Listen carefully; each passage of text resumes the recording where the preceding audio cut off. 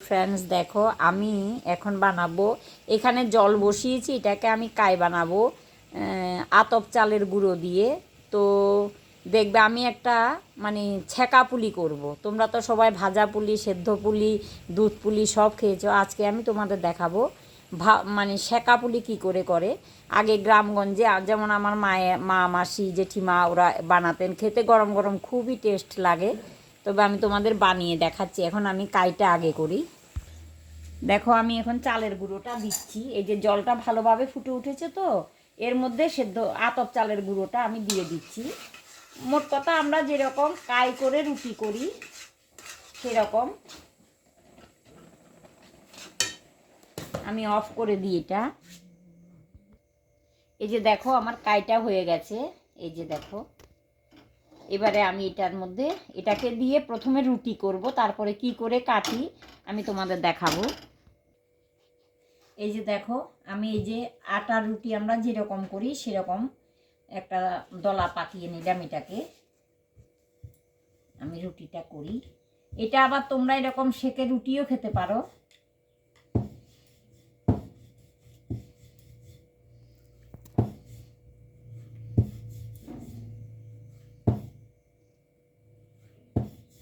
এটা কাটা পড়বে, এর জন্য আমি আর সেরকম একটা করে করলাম না এটাকে।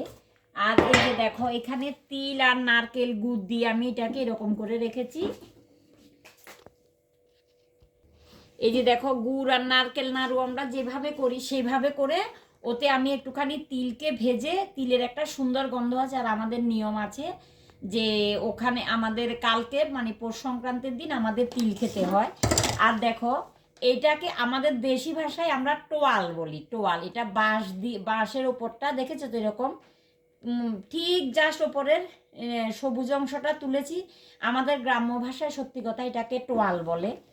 তো এবারে দেখো গ্রাম্য ভাষায় মানে আমাদের নোয়াখালীর লোক টোয়াল বলে, অন্য কোথার লোক কী বলে আমি জানি না। একটু কাছ থেকে দেখাও। আমার দিদি এসছেন, আমি দিদিকে বলি এটা একটু কাছ থেকে দেখা।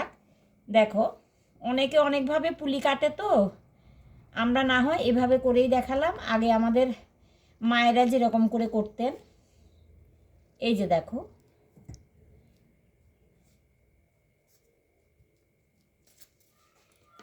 বাঁশের টোয়াল, এই যে এটাকে এরকম করলাম, আমরা টোয়াল বলি, আগেই বলেছি।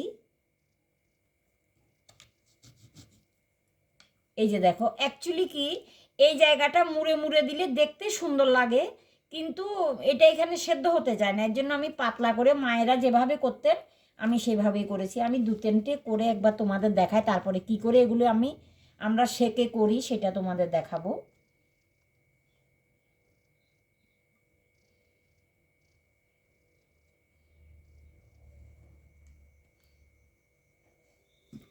এই যে বাঁশের টোয়াল, টোয়াল দিয়ে আমি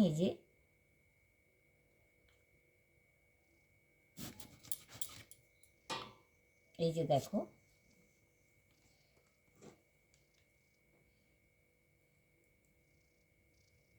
এই জন্য আমি রুটিটা খুব গোল করে বেললাম না।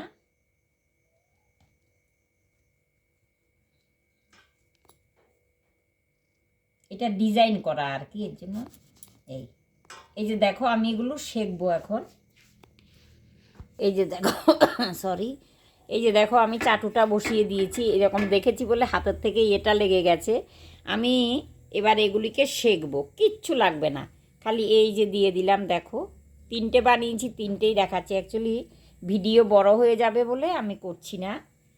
এই যে তোমাদের সেদিন চিতল পিঠা বানানোর সময় আবার বললাম, অলি অলি অলি অল্প জালে, দমকা জালে চিতল পিঠা, অল্প জালে পুলি। এই যে দেখো আঁচটা একদম কমিয়ে দিয়েছি আমি। এই যে ধরো উল্টে উল্টে দিলাম, এই উল্টে উল্টে দিলাম। দেখো ভীষণ টেস্ট। তোমরা যারা বাংলাদেশে আছো, বা এখন তো অনেকে অনেক কিছু করে, বাংলাদেশের লোক আগে এইভাবেই খেত, আমরাও খাই। দিদি আর একটা বানিয়ে এনেছেন।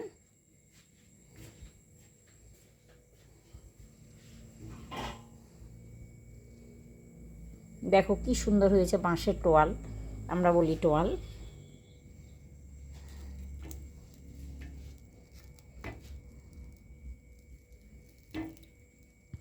এই যে আমার পুলিগুলি হয়ে গেছে, এই যে পোড়া পোড়া সেকা সেকা গন্ধ, ওইটাই সবচাইতে টেস্টি জিনিস। ওটার একটা যে আলাদা গন্ধ আছে না, এই দেখো আরও করে রেখেছি। এরপর আমি দুধ পুলি বানাবো। এই যে দেখো করে রেখেছি। এখন তাড়াহুড়ো করে তোমাদের আমি এইটা দেখালাম সেকা পুলি কী করে করতে হয়। কত তেল খাবে আর, তেল খেয়ে খেয়ে শেষ। অনেকে অনেক রকম পিঠে দেখাবে, আমি নর্মাল যেটা সেটা দেখালাম। আমার পুলিগুলি হয়ে গেছে, দেখো এগুলো সেদ্ধ হয়ে গেছে, আমি অফ করে দিলাম। আর আমার এই সেকা পুলি যদি তোমাদের ভালো লাগে, please share and subscribe my channel, এবং আমাকে কমেন্ট করে অবশ্যই জানাবে। আর বাঁশের টোয়ালটা কেমন লাগলো সেটাও তোমরা বলবে। রাখলাম, বাই।